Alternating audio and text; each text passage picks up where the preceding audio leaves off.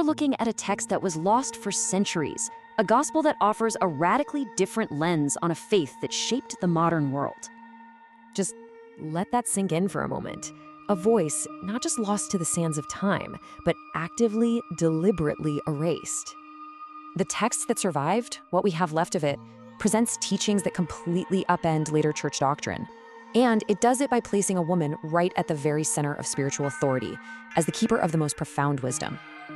So, to really get why this text was so explosive, you first have to understand its core message. It's a complete redefinition of what sin and salvation even are. The Gospel of Mary argues that sin isn't about breaking some divine law. It's not about a list of rules. It's a state of being out of alignment with your true spiritual nature. And the cause? Attachment to the material world. So salvation, well, it's not about getting forgiveness from some external power. No, it's about fundamentally changing your own perception. What that means is the entire journey is inward. It becomes this deep psychological process of self-discovery, not a moral transaction. It's about finding what the text calls the child of true humanity, that perfect seed that already exists inside you. And this whole internal focus, it all culminates in the Savior's final instruction, which is maybe the most radical statement in the entire text. I mean, listen to this. It's a direct command against forming a religion of laws and structures. Don't create another rulebook. Do not legislate belief.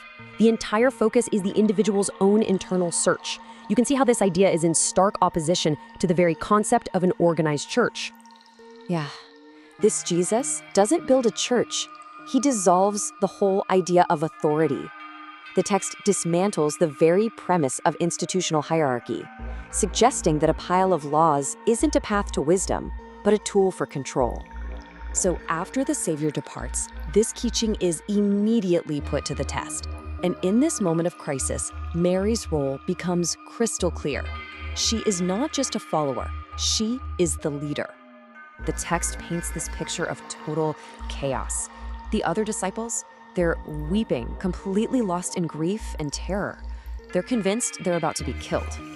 As soon as their leader is gone, their understanding proves to be skin deep, and they just fall apart. But right in the middle of that panic, Mary stands firm. She comforts them, she reminds them of the Savior's presence within them, and she pulls their focus away from fear and back to the core message.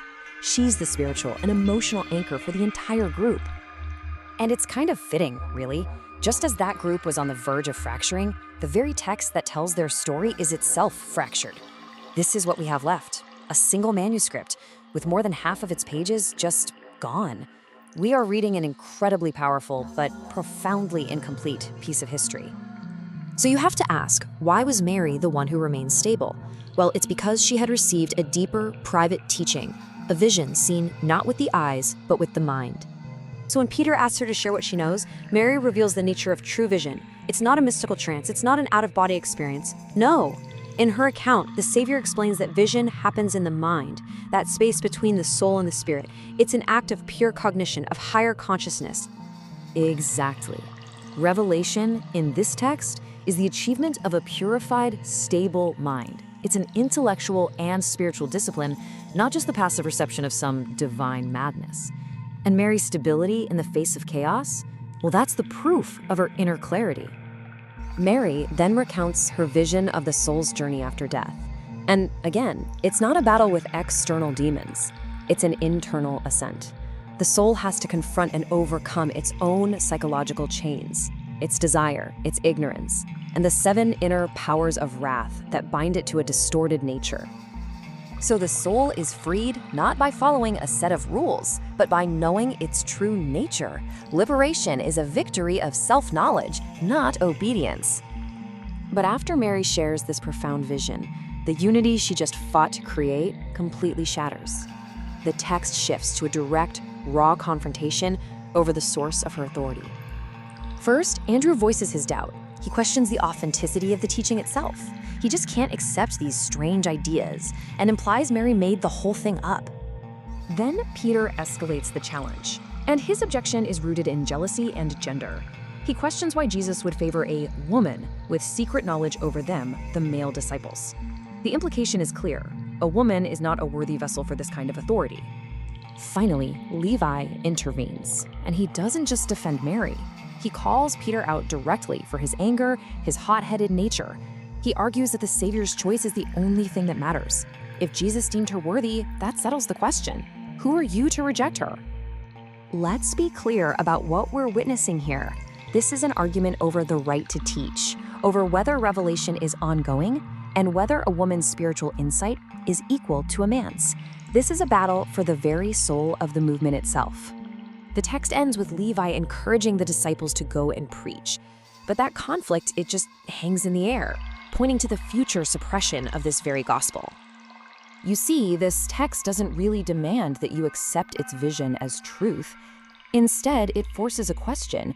Why were certain voices erased? And what does it say about an institution when its very survival depends on silencing dissent? It was dangerous to a fixed hierarchy, dangerous to a singular definition of sin, and dangerous to an authority structure that excluded women from its center. This text did not disappear because it was forgotten. It was silenced because it was powerful. And that is why we are only now, centuries later, rediscovering its voice.